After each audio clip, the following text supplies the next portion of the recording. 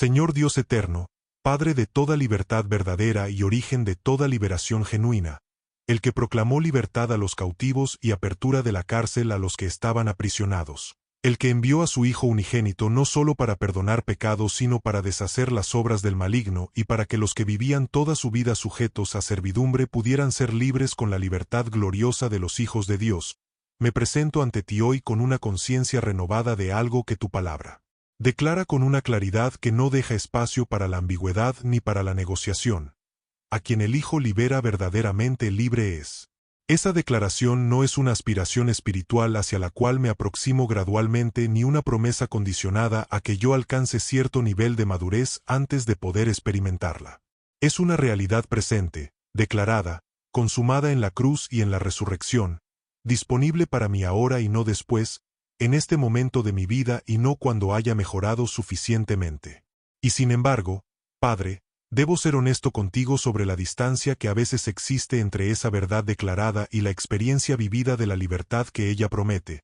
porque hay áreas de mi vida donde todavía camino con el peso de cadenas que ya fueron rotas pero que no he terminado de soltar completamente, donde vivo por debajo del nivel de libertad que Jesucristo compró para mí con su propia sangre. Quiero comenzar reconociendo, Señor, que la libertad espiritual no es un estado que se alcanza de una vez y para siempre en un momento de decisión inicial, sino un proceso continuo de apropiación de lo que ya es verdad en el espíritu, pero que necesita manifestarse progresivamente en el alma y en el cuerpo y en los patrones de pensamiento y en los hábitos de vida y en las reacciones cotidianas que revelan lo que verdaderamente creemos sobre quiénes somos y sobre quién eres tú. Como el prisionero que ha sido legalmente liberado pero que necesita tiempo para aprender a caminar sin las cadenas que ya no están, que necesita que su mente sea renovada para dejar de pensar como cautivo cuando ya es libre, que necesita que su identidad sea transformada desde adentro para que su manera de vivir refleje la libertad que ya posee legalmente. Ese proceso de apropiación de la libertad que ya fue comprada es el camino de toda una vida,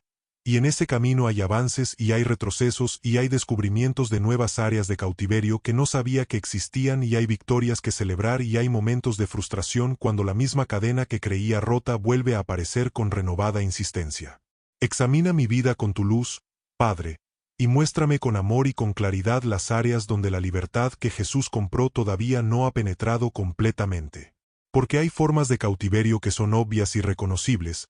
hábitos destructivos que sé que me tienen atado y que quisiera dejar pero que han desarrollado una fuerza de atracción que supera mi voluntad sola. Adicciones que pueden ser a sustancias o a comportamientos o a dinámicas relacionales que sé que no me hacen bien pero que sirven alguna función en mi sistema emocional que todavía no he aprendido a satisfacer de manera más saludable. Para esas cadenas obvias te pido liberación, Padre, el poder de tu espíritu que es infinitamente más grande que la fuerza de cualquier hábito o adicción o patrón destructivo que haya desarrollado. La gracia suficiente para el momento de la tentación cuando las fuerzas propias no son suficientes y la sabiduría para construir los muros de protección que impidan que lo que fue liberado vuelva a ser capturado. Pero también hay formas de cautiverio más sutiles y más difíciles de detectar precisamente porque no se presentan con la obviedad de un hábito destructivo sino con el disfraz de algo razonable o incluso de algo espiritual. Hay el cautiverio del perfeccionismo que me exige un estándar imposible de alcanzar y que convierte cada error en una sentencia sobre mi valor como persona,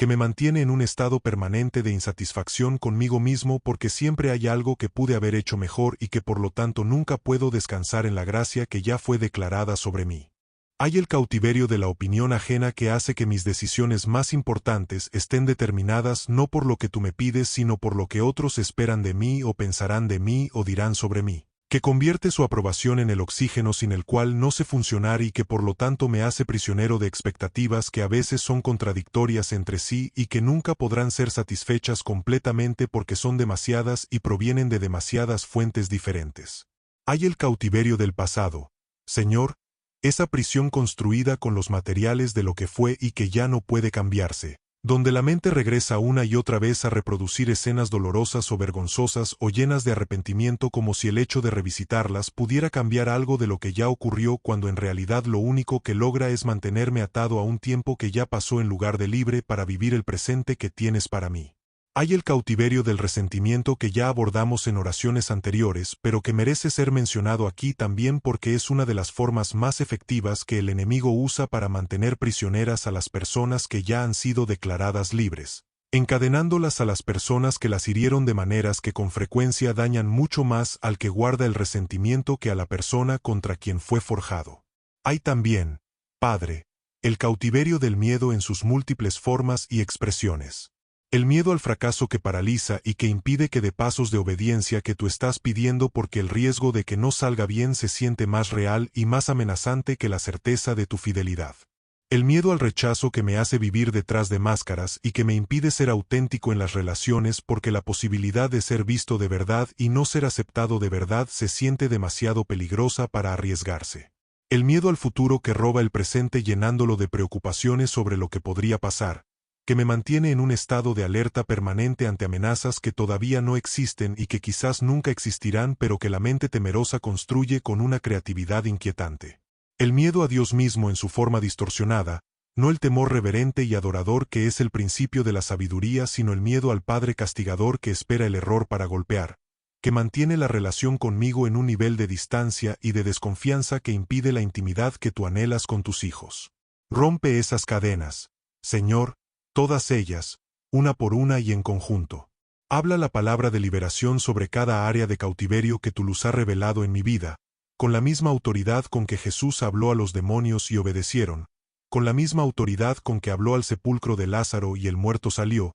con la misma autoridad con que habló a las tormentas y se hizo grande bonanza. Que esa autoridad se manifieste en mi interior esta semana de maneras concretas y reconocibles, que haya momentos donde sienta que algo que estaba atado comienza a soltarse, que algo que pesaba comienza a aligerarse, que algo que ocupaba espacio en mi interior sin derecho comienza a ser desalojado por la presencia de tu Espíritu que es donde hay libertad.